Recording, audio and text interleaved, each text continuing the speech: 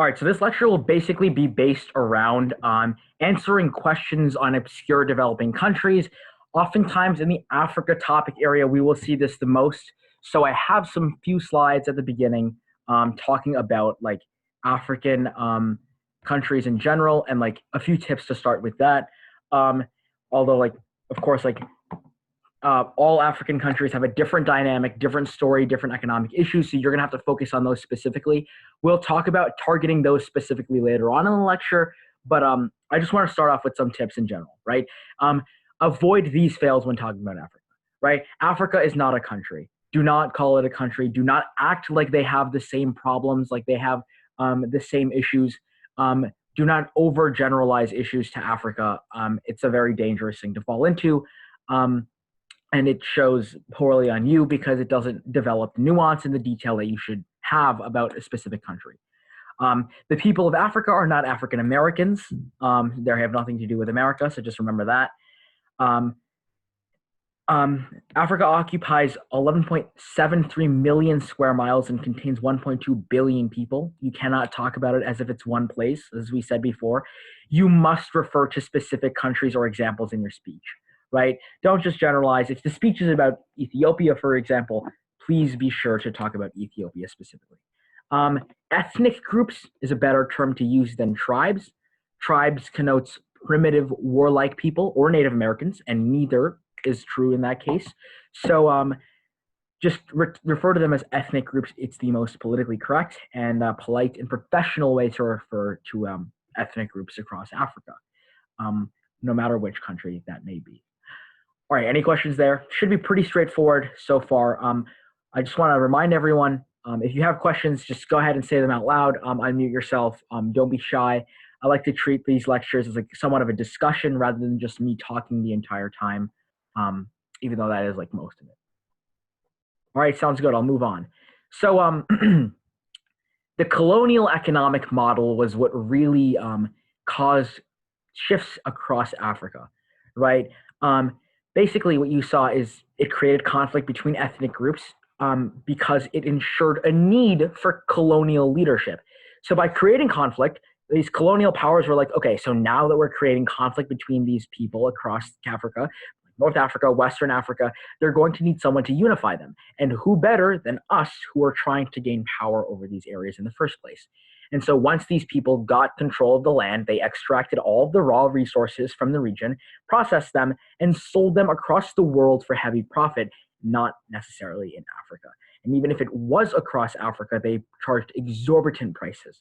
And then finally, they prevented colonies from manufacturing goods, so that basically you got to purchase the goods that they manufactured on their own from the resources they took from that land. Made more profit that way. Anath, anything to add? Oh yeah, just like one thing. So the process of like dividing up Africa into all these different countries was there was like the Great Scramble for Africa. Yep. And what happened was a bunch of these European powers met in Berlin. It was called the Berlin Conference during like the 1800s, the 1880s or so.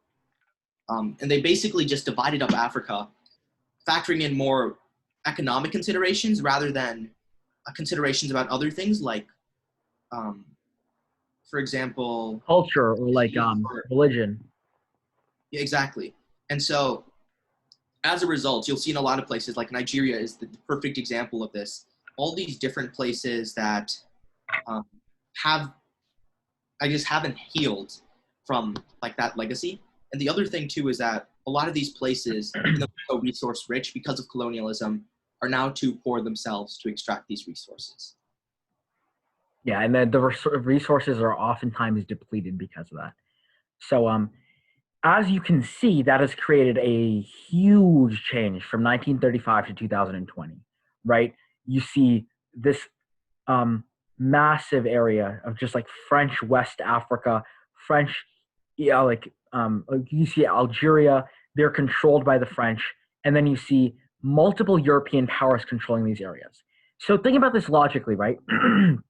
These places were separated based on ethnic groups, not necessarily based off like strict borders that were oftentimes enforced. They were living pretty peacefully. And then these colonial powers came and forced them to unify under one big power.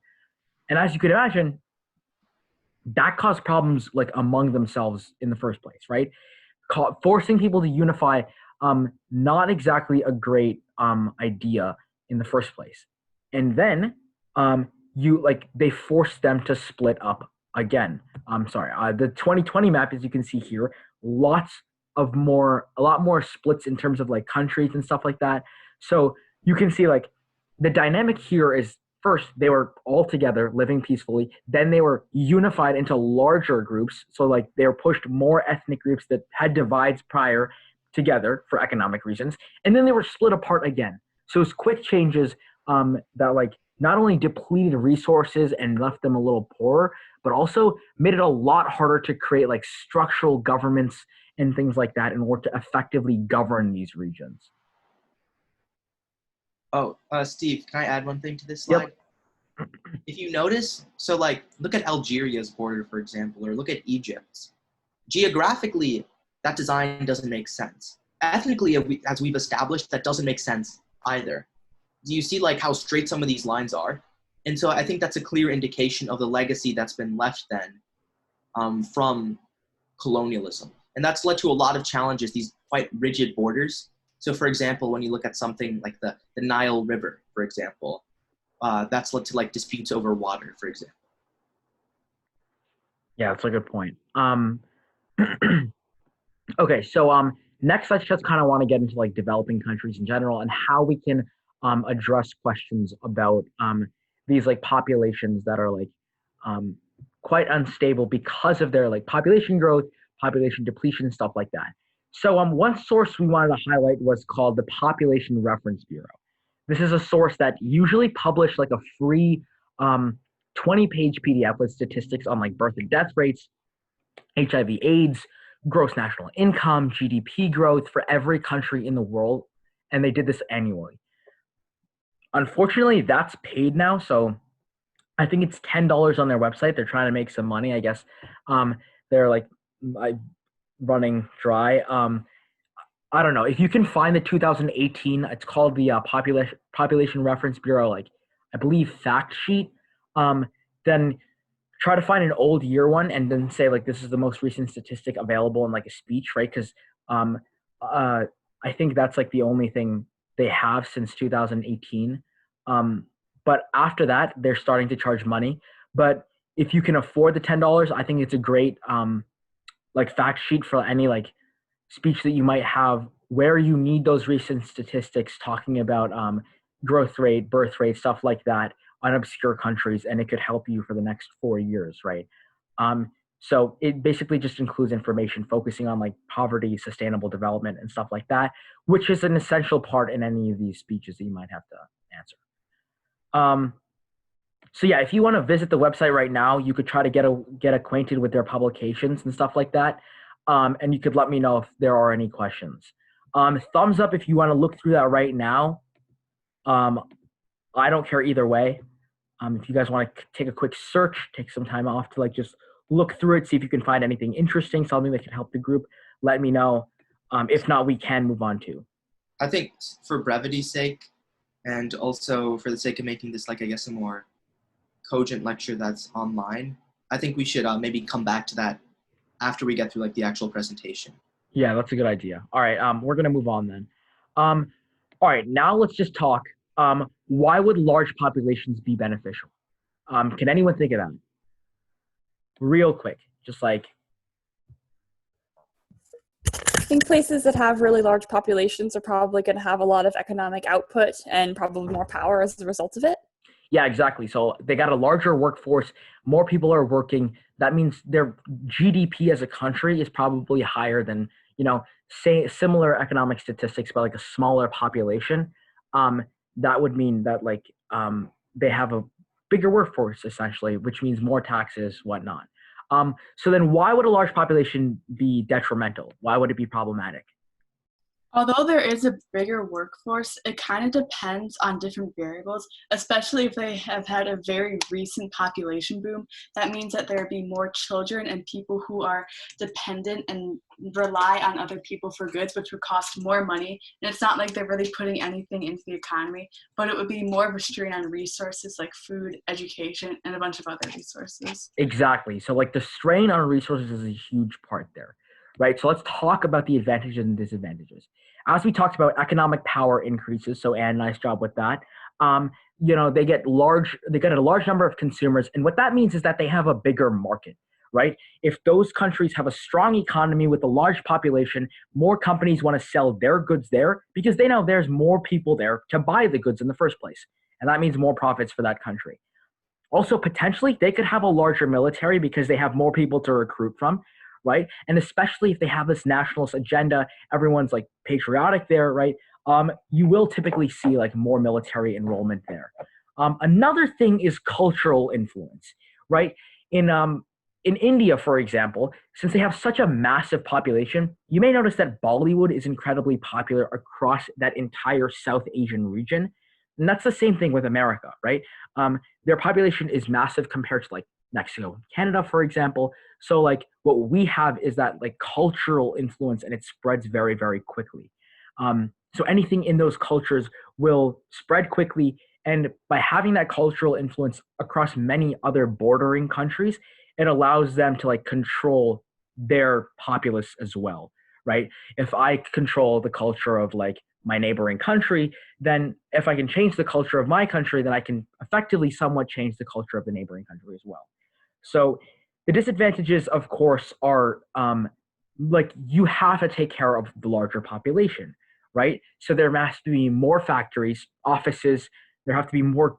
There's to be more transportation and better transportation in order to make sure they can keep up with the people that are employed. As we talked about, there's a lot of employment. And then for the countries that don't have that stable of a job market, what it leads to is high unemployment. Because while it would be great to have everyone employed across a country with large populations, oftentimes that's not the case, right? Just because these countries have high populations does not mean they have enough jobs to sustain everyone having a job as well. So that means that there's high unemployment, which leads to competition of not only money, but resources. And then that could lead to political instability in the country or violent conflict.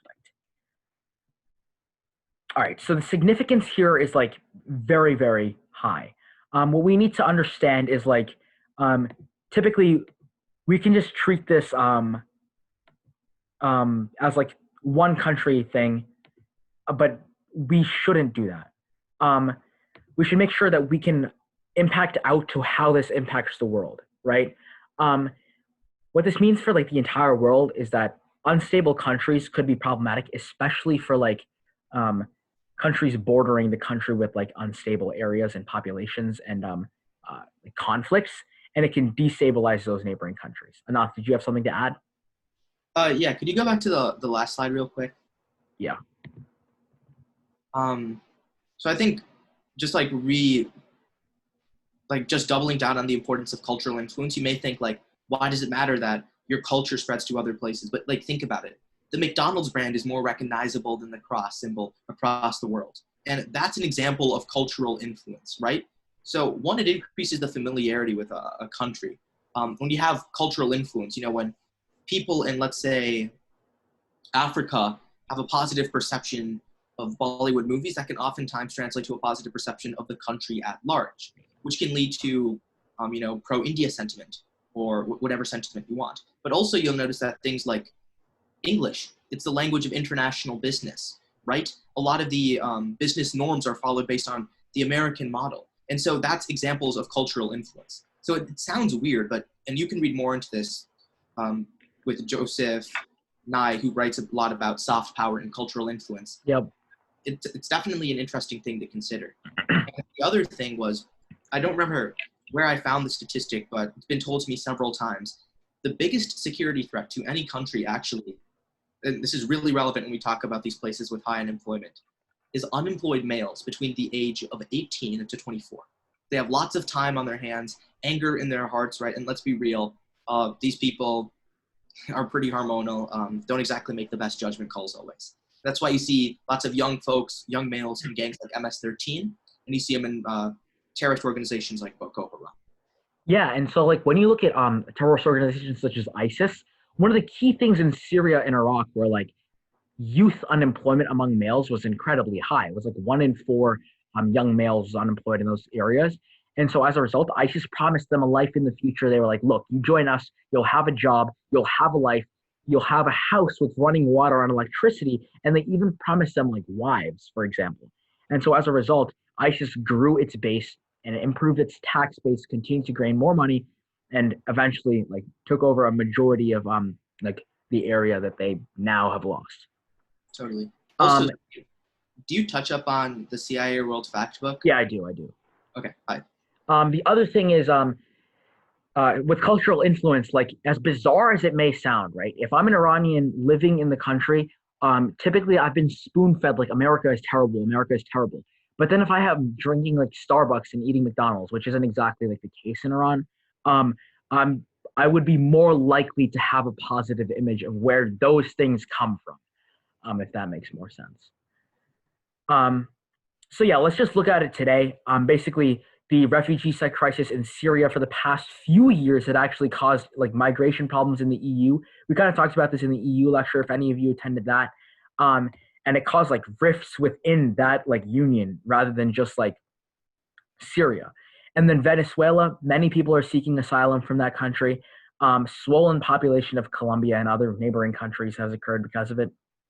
And then, of course, in Myanmar, the Rohingya have been discriminated against and persecuted, and so they're fleeing to Bangladesh. So this is definitely happening today, and this is where you can tie it in to today's world and society. Um, okay. Now let's just do a quick talk about birth rate. Why do you think a birth rate could impact a country, like a high birth rate? What would that mean for the short term and the long term? Does anyone want to give a quick sentence answer, something like that? So a lot of times in countries that have a high birth rate that doesn't consistently stay high, you can end up with a youth bulge initially that then leads to having a lot of people who need employment. And then as those people begin to age, you can end up with a population that's sort of rapidly aging. So in the long term, it can kind of end up putting more strains on the country's like retirement resources.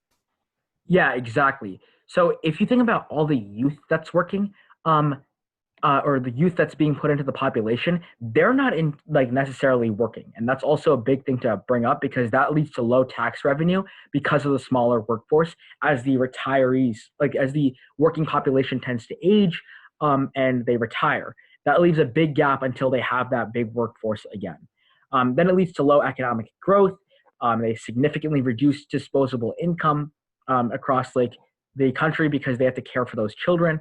And many of these developing countries have those cultural traditions where women are like significantly less likely to join the workforce because A, they don't have daycare systems set up, but B, it's also culturally like ingrained for women to work and take care of the house rather than join the workforce because they're having so many children. And so that's something to take into account depending on which country you're talking about. Um, the other thing is, we talked about this before, it strains public education and public health systems. Because there's such a high youth population, um, they're going to grow up and they're going to have to be educated, they're going to have healthcare, and that's going to be a problem for these countries to keep up with financially. And then finally, it's again the competition over resources. So many children require resources, and it causes economic problems, and it's a feeding ground for nationalism, right? These nationalist governments oftentimes campaign on saying, look, we'll improve the economy, but in return, you're not going to have those civil liberties that you have right now. And it leads to spreading these xenophobic views, which we see across the world, right? What they say is our immigrants are coming into the country and taking some of the jobs that you need in order to feed your family. Um, and people resonate with that because they have children that they have to take care of, large families, and they're struggling economically. And so they will vote for that person who says they're going to fix that issue by not allowing immigrants. All right, so what's the solution here? Can anyone think of anything that off the top of their head that could work before we get into it?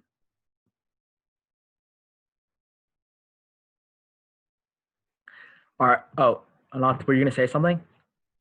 Uh, does it start with birth and end in control? Yeah, so that's definitely like what we're hinting at, right? So that's like the most basic and logical solution, right? Um, the birth rate that we need to have is like um, we need to achieve a birth rate in these countries in order to keep a stable population, right? So what is that birth rate? Does anyone like this should be pretty simple. What is the birth rate that is necessary for, the country's population to stay the same over time? I think it was like 2 or 2.1 like children born for every woman. Yeah, two would be the ideal, right? Because two parents make two children, and so it should be the same. Um, 2.1 is like the number to like achieve some growth, or in some countries, what the reason why some countries have such large families is because infant mortality rates are and child mortality rates are so high that families are having more and more children on the hopes that like some of them will survive, which is a very dark mess. Like it's a very dark story and like narrative to think about, but it's the truth in these countries. And it's definitely a narrative that you should talk about in these speeches and explain to the judge, like, look, these families have to have multiple children just so that they can hope that two or three survive in the long run. And so that's leading to a high like birth rate because sometimes like more of them survive, which is a great thing like morally. But on the other hand, it's hurting the country's population growth in terms of increasing it to an unsustainable point. And then let's talk about like what does a shrinking population mean for a country? Any idea there? So, but this would mean like a lower youth population compared to the amount of elderly. Oftentimes it has like negative economic impacts. Like just look at Japan.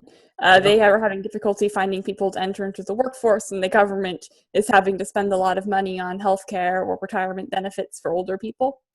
Yeah, and that's a great point. I was just going to bring up Japan. Now that you brought up a great example. It's not just like developing countries, especially the shrinking population phenomenon. That's happening in multiple developed countries as well. And just look at Japan, and we see that. And that causes a lot of problems because like they have to keep up with the elderly population, right? They have to make sure that they have to like take care of them. Social benefits get a lot like harder to take care of, but there are positives, right? Let's look at the positives of having a low birth rate. It's basically the opposite of the growing population, right?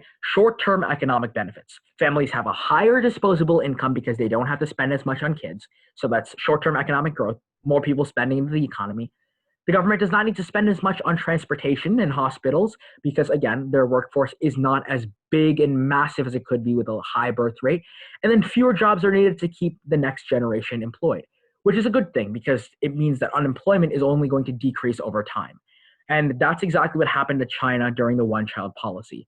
However, a low birth rate can also have those negatives that Anne just talked to us about, right? It could create a long-term hindrance in economic growth.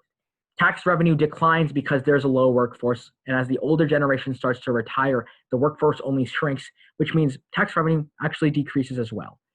Government expenses actually increase because they need to spend more on healthcare, social benefits, nursing homes, etc. And thinking about the funding issues that they had with education with the high birth rate, those funding issues don't go away. They just go to a different sector in the social benefits net. Essentially, the funding issues continue to get worse and worse. And then finally, businesses don't have enough employees to replace their current workers, right? As those workers start to retire, their work pool or like the pool of workers that they could have decreases, which means lower quality of work at times and also means that the productivity of the company also decreases. Any question on like birth rate, controlling that a little bit, what the disadvantages of and advantages of each are?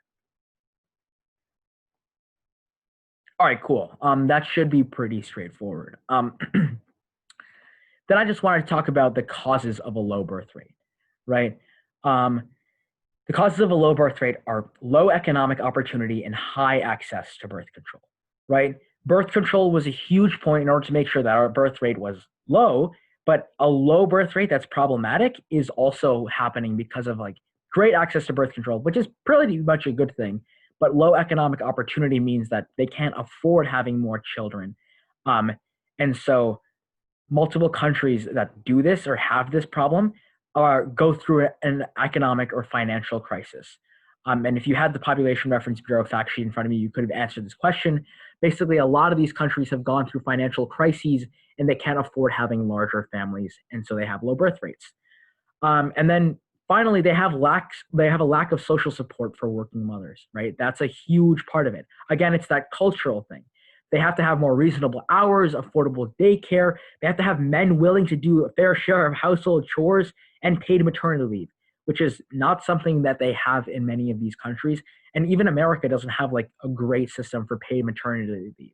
So thinking about that, it creates a very bad culture for women, which hurts the economy and productivity overall.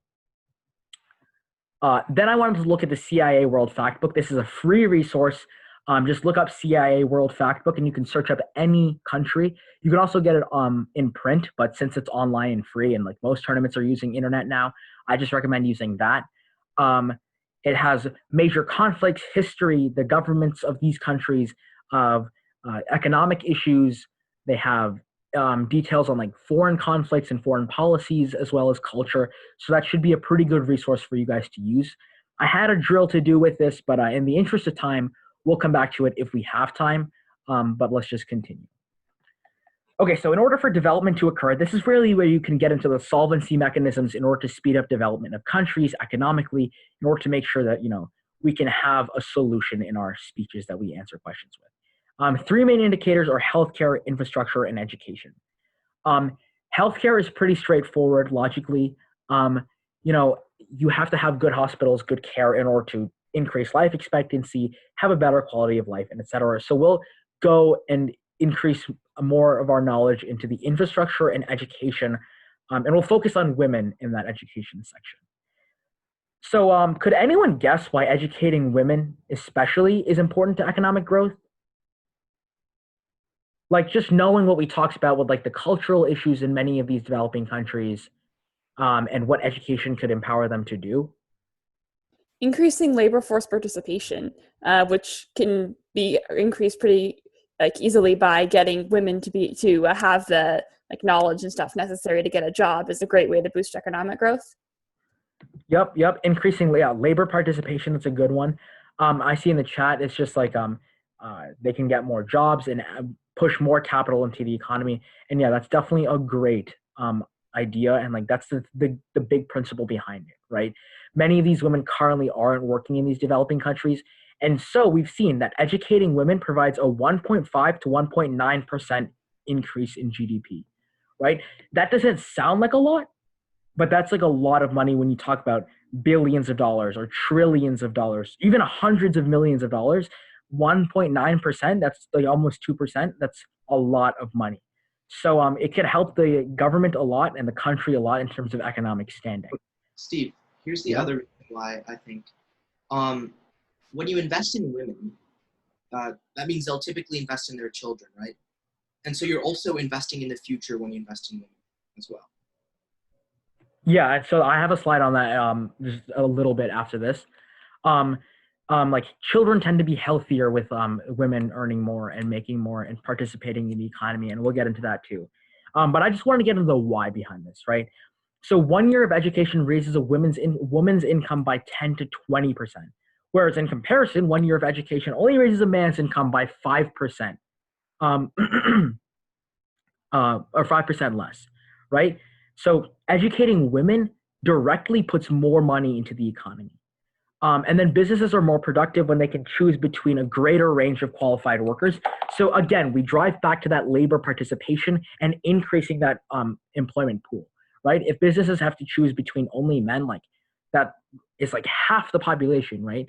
If they have men and women on the other hand, then they have like a larger pool of potentially qualified workers.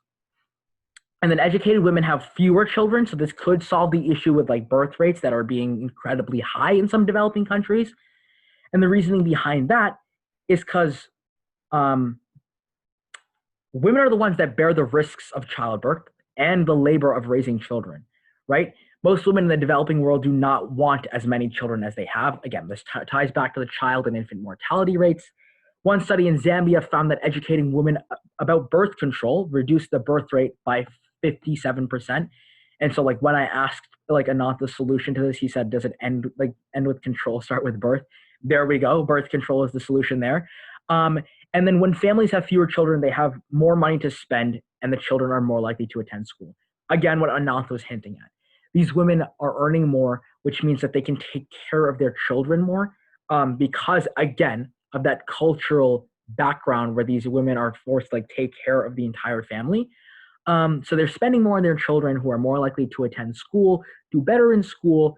And as we've seen around like economic inequality issues across education, even in America, we're seeing like, for example, your zip code is now able to predict how successful you'll be in like your education throughout your next few years in your life. So as a result of that, like your socioeconomic status and your like personal like income level for like the family could make a huge difference in terms of the children's education. And so like we'll get into that now. It's the children of educated women tend to be healthier. Can anyone provide the reasoning as we did for that last point, but for this one? Any ideas there? We kind of went over a little bit, but it'd be beneficial to talk about. So I'm assuming that if educated women are having fewer children, they probably have more resources to invest in the children that they do have. And they also probably have more economic resources as a result of being able to earn a higher salary because they're more educated, which should allow them to like be able to afford a more healthy diet and other useful things. Yeah, and it's not just after they like leave the education system for the children, but it's also just like the women also have higher income, right? So those families are already starting with the healthy diet and they're spending on healthcare, um, and so women are actually more likely than men to invest money in healthier, more nutritious food for the family. As again, Anant was talking about, like they choose a healthier lifestyle as they earn more money, and then they're also more likely than men to use the extra money to invest in their children's education rather than anything else. So yeah, they're investing in the children starting young.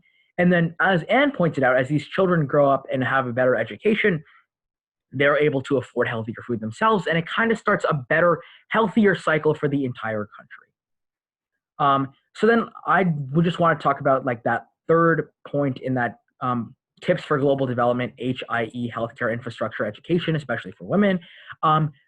What is infrastructure? Does anyone want to give a brief outline? I like examples of infrastructure that countries might want to invest in. Like what qualifies as infrastructure? A lot of public services like roads or buildings or bridges, and I think even like electronics can be a part of infrastructure in some discipline. Absolutely. So setting up telecommunication networks, electricity, paving roads, that's a huge one. We'll talk about that in a second. Hospitals, education systems. Anant, did you have anything else to add? Yeah, I guess just like dams, bridges. I don't know if you mentioned those two, but like basically all of that stuff falls under infrastructure. And one other interesting thing to consider is, can you guys like imagine a world where we didn't have the highway system in the United States? Like that was a reality until Dwight Eisenhower became the president. And so just imagine the effect that had on the ability to transport goods. Yeah, I mean, like, the highway system basically made America's economy as like powerful as it is now because like trade within your own country is also a pretty big deal, right? Because as you get capital and like money moving around your economy, that increases like the health of your economy. And so there's that. Totally. Um, Oh, and one other thing, I guess. Think yep. about what propelled the Industrial Revolution. It was railroads, right? That's technically a form of infrastructure. And so when you look at all the big economic booms that the United States has underwent, they can at least be partially traced back to high quality infrastructure. Yeah, But and right that's now, like a B plus. you might hear a lot of arguments as to like why we need to invest in infrastructure since like our last major infrastructure project was in like the 1960s, I believe, because it could create that like large economic boom we've been looking for, and a lot of our infrastructure is aging, but a lot of the infrastructure we have and that is aging is infrastructure that these developing countries may not even have to begin with, right? So there are three main types of infrastructure, which is roads or transportation. Railroads can be included in that. Electricity and telecommunication. Those two go together, the last two, because it develops this technological side of the economy and the country itself. Um, so just imagine going to Target, going to any big box retail store and shopping without electricity. What would be different there?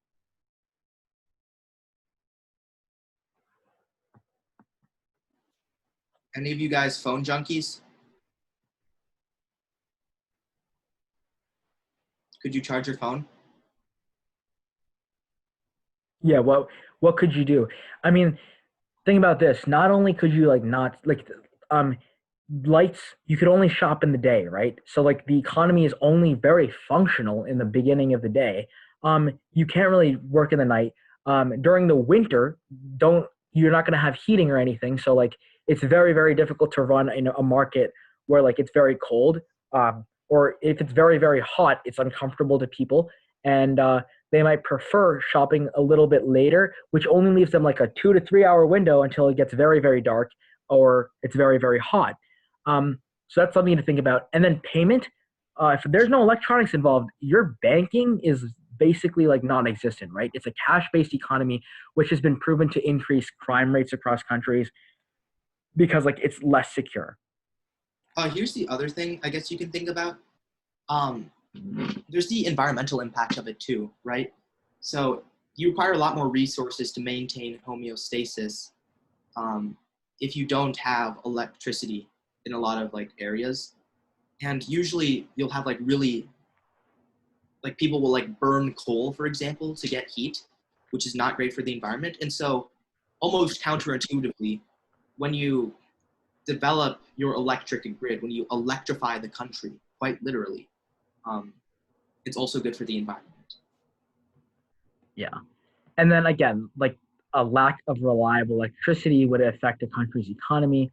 Um, and then uh, basically, a world without paved roads is also a big problem, right? Business activity slows, prices get higher because transporting goods takes longer and is more expensive. Higher risk of food shortages, especially in rural areas. It causes problems to like access to healthcare, access to like basic facilities and amenities. Um, Roads wash out during rainy seasons because they're just dirt, right? So some portions of the country are left like inaccessible, which is a huge part. Businesses can't run. You can't have access to that stuff. Military and like police may be slow to respond to like insurgents, terrorists, rebellions in remote areas. And then of course there's increased political and cultural divisions between the distant areas of the country because they can't like communicate. But also there's this idea that like urban populations are more well off because they have paved roads and whatnot, whereas these rural populations feel disenfranchised and feel disconnected from the rest of the country. And so there's also conflict there. And then next, I just wanted to kind of highlight for the last like 5-ish minutes the United Nations Sustainable Development Goals, right? These goals were established by the UN and were agreed upon by every UN member state. And it's a comprehensive list of goals agreed upon by every state to reduce poverty, increase education, combat climate change, which is actually something that helps sustainable development, and et cetera. Anant, did you want to expand on that? Uh, I think that's a really good explanation of it. We've done some really good stuff fighting some of those goals, like reducing poverty. You'd be surprised, increasing education. So it's not all Debbie Downer, but things like combating climate change, there's definitely a lot of work that still needs to be done. And so we have like a mixed report card on it. Yeah, so it's definitely like a very split issue, right? We have made progress towards like even like the fight against HIV and AIDS, and the like progress that we've made against poverty is pretty significant. But on the other hand, a lot of these goals that they've come up with are not necessarily very easy to track, right? So here's the things that I noticed from like the sustainable development goals that are established by the United Nations, right? Few of the key issues is that progress and monitoring progress is heavily dependent on the individual member states or the countries, right? So can anyone see a problem with like the country that's supposed to be doing this being in charge of like monitoring that they're doing it? I mean, like the problem is in the sentence itself, right? If there's no oversight there, there's no guarantee that this happens by 2030. And so the problem here that's been outlined by many people is that we don't know whether it's going to be successful. It's just like a set of guidelines.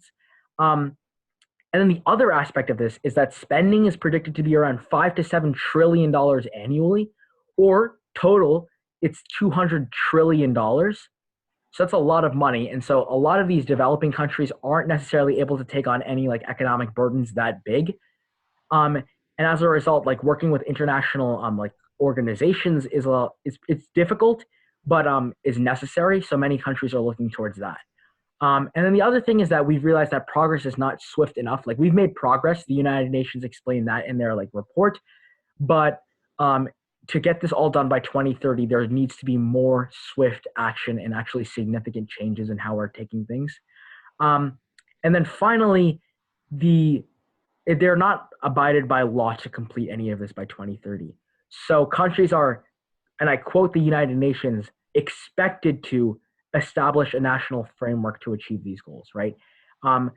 Just because they're expected to doesn't mean that they're going to, and a national framework does not mean that that framework is going to be followed in the future. So there are some uncertainties around these sustainable development goals, but again, the entirety, the idea behind it is good, and we have made progress, as Anand highlighted. All right. Steve, I think we can go till 2, so we got time if you want to do some other stuff. Is that in terms of the recorded lecture? Are we good on everything? Yep, I'm going to stop the recording here.